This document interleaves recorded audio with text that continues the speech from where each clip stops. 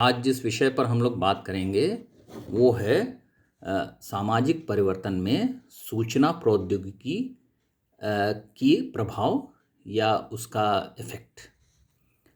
यहाँ पर अगर हम सूचना प्रौद्योगिकी की बात करें तो हम लोग ये पाते हैं कि सूचना प्रौद्योगिकी का अर्थ होता है कोई भी चीज़ जिसके द्वारा हम लोग सूचना प्राप्त करते सकते हैं। कोई भी ऐसी टेक्नोलॉजी, प्रौद्योगिकी मतलब होता है टेक्नोलॉजी, और सूचना प्रौद्योगिकी का मतलब है इंफॉर्मेशन टेक्नोलॉजी, जिसे हम लोग आईटी के रूप में भी जानते हैं। तो इंफॉर्मेशन टेक्नोलॉजी या सूचना प्रौद्योगिकी का अर्थ है कि कोई भी ऐसी प्रौद्योगिकी जिसके आधार पर हम लोग कोई सूचनाओं का आदान प्रदान कर सकते हैं, सूचनाएं प्राप्त कर सकते हैं।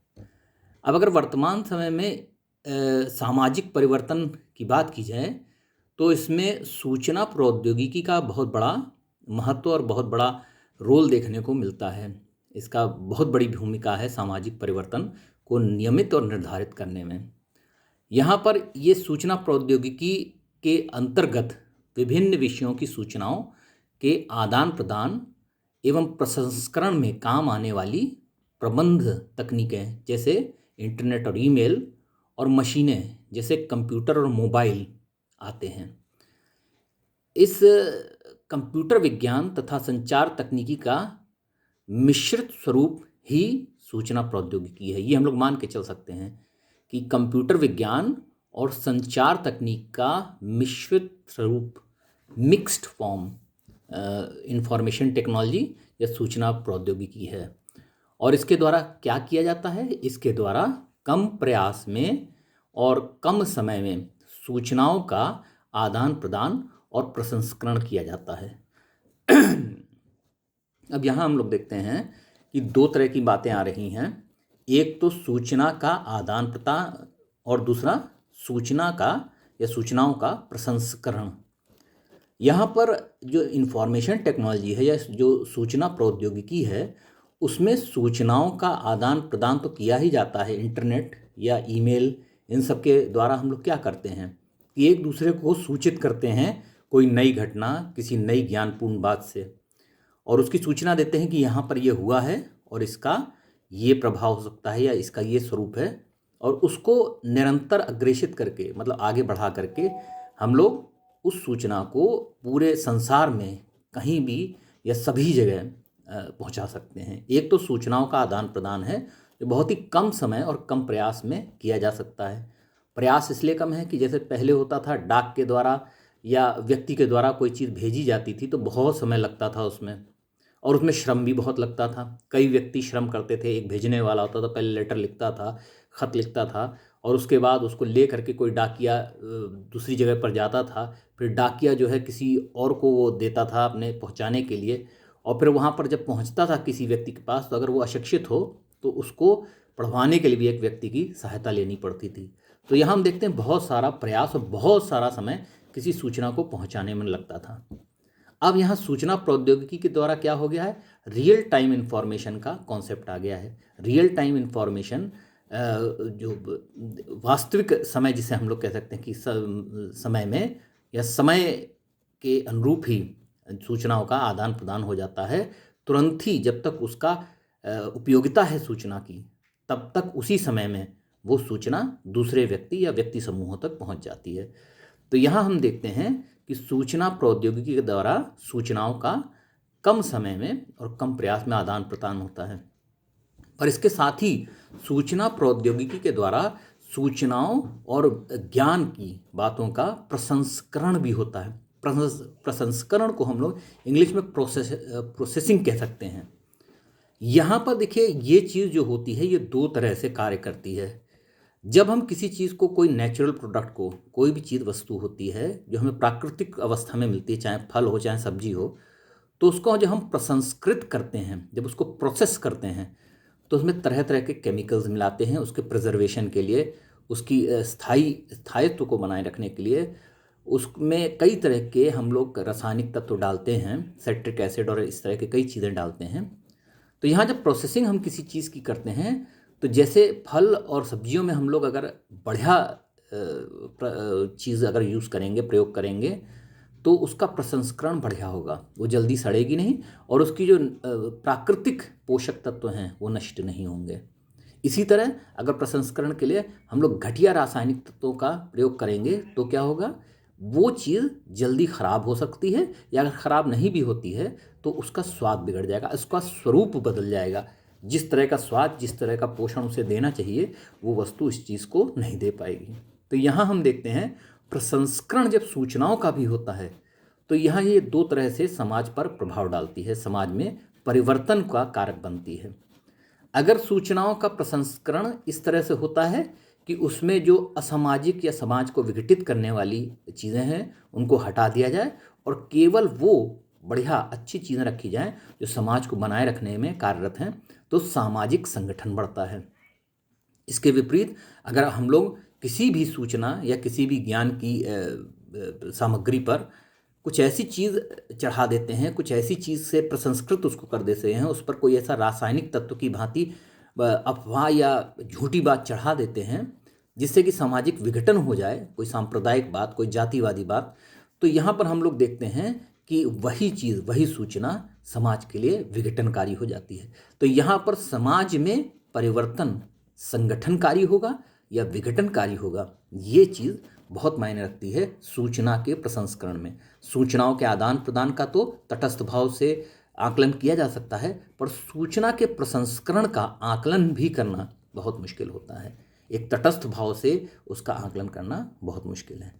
यहाँ पर हम लोग कुछ प्रमुख प्रभाव जो डालती है सूचना प्रौद्योगिकी और समाज में परिवर्तन लाती है, तो जो सामाजिक जीवन पर जो प्रभाव डालती है उसको हम लोग थोड़ा सा देख सकते हैं। तो यहाँ पर सबसे पहले हम लोग देख सकते हैं कि सूचना प्रौद्योगिकी के कारण व्यक्तिवादिता में वृद्धि हुई है। मोबाइल फ़ोन और इंटरनेट पर चैटिंग ने व्यक्ति को अपने में ही सीमित हो जाने का मतलब वो अपने ही में सीमित कर दिया है उसको, और इसके कारण सूचना और प्रौद्योगिकी ने व्यक्तिवादिता को बढ़ाया है। यहाँ हम लोग देखते हैं कि मोबाइल फ़ोन और इंटरनेट पर जब हम लोग चैटिंग करते हैं तो हम लोग अपने कुछ एक या दो मित्रों से लगातार उस पर बातचीत करते रहते हैं और इसके कारण दीन दुनिया से बिल्कुल कट जाते हैं। हमारे पास ना अन्य लोगों के लिए समय रह जाता है और ना ही हमारा मन करता है किसी अन्य व्यक्ति से बात करें। एक छोटे से कमरे में बैठ करके एक या दो व्यक्तियों से चैटिंग कर रहे हैं या कोई सूचनाओं को देख रहे हैं, कोई सामग्री को देख रहे हैं, कोई ऐसी सामग्री को देख रहे हैं, कोई ऐसी चीज़ को देख रहे हैं जिसका कोई उपयोगिता नहीं है, परंतु वो अगर आ गई स्क्रीन में तो उसको भी देखना ही देखना है। तो यहाँ वहीं बैठे हुए कमरे में अपने आप से ही संवाद करते हुए या अपने मात्र एक दो या दो मित्रों से संवाद करते हुए हम लोग जब अपनी जीवन शैली को इस तरह से चलाने लगते हैं तो हम लोग देखते हैं कि व्यक्तिवादिता बढ़ती है, व्यक्ति आत्म केंद्रित हो जाता है, चिड़चिड़ा हो जाता है, अपने ही लिए सोचने लगता है, दूसरों के लिए सोचने की उसकी भावना या उसकी उन्मुखता कम हो जाती है। इसी तरह इसी से संबंधित एक तथ्य ये भी है कि इस बैठ करके चैटिंग या इंटरनेट के प्रयोग से व्यक्ति में सामुदायिक भावना का ह्रास भी होता है। व्यक्ति जब अपने आप में ही सीमित हो जाता है तो स्वाभाविक है कि व्यक्तिवादिता में वृद्धि होती है, और यहाँ पर जब व्यक्तिवादिता में वृद्धि होती है तो व्यक्तिवादिता सामूहिकता या सामुदायिक भावना का विलोम है। जब व्यक्ति अपने बारे में और अपने मोबाइल के बारे में, अपने कंप्यूटरी के बारे में दिन भर सोचता रहेगा तो उसके पास दूसरों के लिए, जैसे पहले भी बताया, समुदाय के लिए कार्य करने के लिए न इच्छा रह जाती है न टाइम रह जाता है। यहाँ पर इन दोनों चीज़ों के कारण व्यक्तिवादिता और सामुदायिकता की भावना, व्यक्तिवादिता की भावना में बढ़ोतरी और सामुदायिकता की भावना में कमी के कारण पारिवारिक और सामाजिक विघटन भी देखने को मिल रहा है। इस संदर्भ में हम लोग कह सकते हैं कि मोबाइल फ़ोन और कंप्यूटर का अनावश्यक प्रयोग और इस प्रयोग की लत के कारण ही नियमित रूप से किए जाने वाले पारिवारिक कार्य प्रभावित होते हैं और ये भी पारिवारिक विघटन का कारण बन रही है।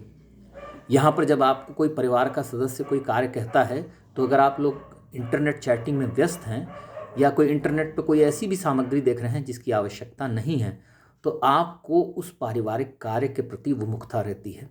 आप किसी ना किसी बहाना बना करके उसी जगह पर बैठ करके उस चैटिंग या उस चीज़ को देखने का अधिक प्रयास करते हैं और अपने सामाजिक और पारिवारिक दायित्वों से विमुख होते हैं। तो यहाँ पर परिवार में इस कारण संघर्ष बढ़ता है और समाज में भी व्यक्ति जब कट जाता है तो उसका सामाजिक योगदान कम हो जाता है। दोनों ही परिस्थितियों में पारिवारिक या सामाजिक विघटन देखने को मिलता है। यहाँ पर सामाजिक रूप से अपराधों में भी वृद्धि करता है सूचना प्रौद्योगिकी का इस्तेमाल और ख़ास तौर से गलत इस्तेमाल। मोबाइल और कंप्यूटर के बढ़ते प्रयोग ने इसी कारण कई नए प्रकार के अपराधों को जन्म दिया है। पहले हम लोग देखते थे राहजनी, डकैती ये सब होती थी, चोरी होती थी, परंतु अब नए प्रकार के अपराध आ गए हैं जिसमें हम लोग साइबर क्राइम और कंप्यूटर हैकिंग जैसे अपराधों को देख सकते हैं। यहाँ पर अपराधी प्रत्यक्ष संबंधों से या आमने सामने के संबंधों से दूसरे से अंतर्क्रिया नहीं कर रहा है, वो कहीं दूर बैठा हुआ इंटरनेट के माध्यम से आपके बैंक के अकाउंट को हैक कर सकता है, आपके बैंक के अकाउंट में सेंध लगा सकता है पुराने चोर की तरह, और वो सेंध लगा करके आपके पासवर्ड को लेकर के, आपकी अन्य आवश्यक सूचनाओं को लेकर के OTP के द्वारा या अन्य प्रकारों से आपका बैंक का अकाउंट पा सकता है, उसकी एक्सेस पा सकता है, उसका उसमें एंटर करने के लिए उसको प्रयोग करने की स्वीकृति पा सकता है, और ये सब चीज़ ऑनलाइन करता रहेगा और आपके बैंक से पैसा निकाल सकता है, आपको आर्थिक हानि पहुंचा सकता है। कई बार इसी तरह इंटरनेट या मोबाइल और कंप्यूटर के माध्यम से दूर बैठा कोई अपहरणकर्ता भी आपसे बिना मिले हुए आपको किसी निश्चित धनराशि को देने के लिए बाध्य कर सकता है, और उस स्थिति में पुलिस के द्वारा भी या जो प्रशासनिक एजेंसियां हैं उनके द्वारा ऐसे ठगों का पकड़ा जाना बहुत मुश्किल होता है। और इसके अतिरिक्त भी अगर हम लोग देखते हैं, ये तो एक भाग है जो नए अपराधों का है, अपहरण, अनैतिक प्रेम संबंध, राहजनी आदि को भी क्रियान्वित करने में सूचना प्रौद्योगिकी का गलत इस्तेमाल किया जा रहा है। यहाँ पर हम देखते हैं कि प्रेम संबंधों के संदर्भ में भी लड़के और लड़की आपस में तो नहीं मिलते हैं प्रत्यक्ष संबंधों में, और ना ही एक दूसरे के संपूर्ण व्यक्तित्व से परिचित होते हैं।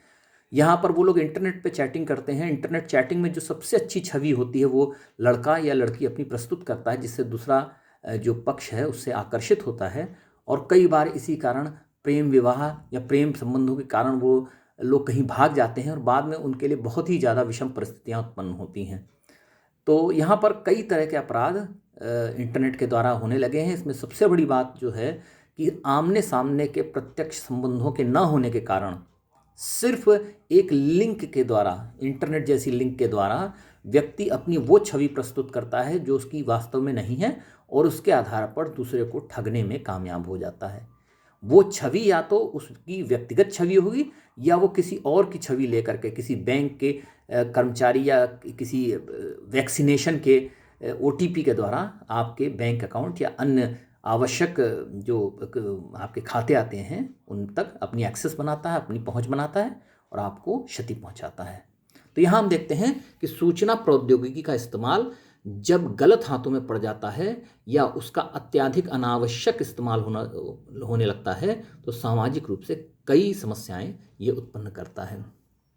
इसी प्रकार अगर हम लोग बात करते हैं आर्थिक जीवन पर सूचना प्रौद्योगिकी के प्रभाव की, तो हम लोग देखते हैं कि ये व्यक्ति की कार्य क्षमता को बढ़ाता भी है और घटाता भी है। ये दोनों ही चीज़ हैं। जैसा कि पहले कहा, जब व्यक्ति अगर सूचना प्रौद्योगिकी का इस्तेमाल आवश्यक रूप से और बुद्धिमत्ता से करता है तो वो उसकी कार्य क्षमता को बढ़ाता है, और अगर वही प्रयोग या वही उपयोग वो बुद्धिमत्ता के द्वारा नहीं करता है बल्कि अनावश्यक रूप से बेकार की बातों के लिए करता है, बेकार की ज्ञान सामग्री को देखने के लिए या बेकार की सूचनाओं का आदान प्रदान करने के लिए, तो उसकी कार्य क्षमता में ह्रास होता है। यहाँ पर मोबाइल फ़ोन या कंप्यूटर का अनावश्यक इस्तेमाल व्यक्ति के कीमती समय को बर्बाद करके व्यक्ति को अनावश्यक कार्यों में ध्यान लगाने के लिए बाध्य करता है और उसको अपने आवश्यक कार्यों से विमुख करता है।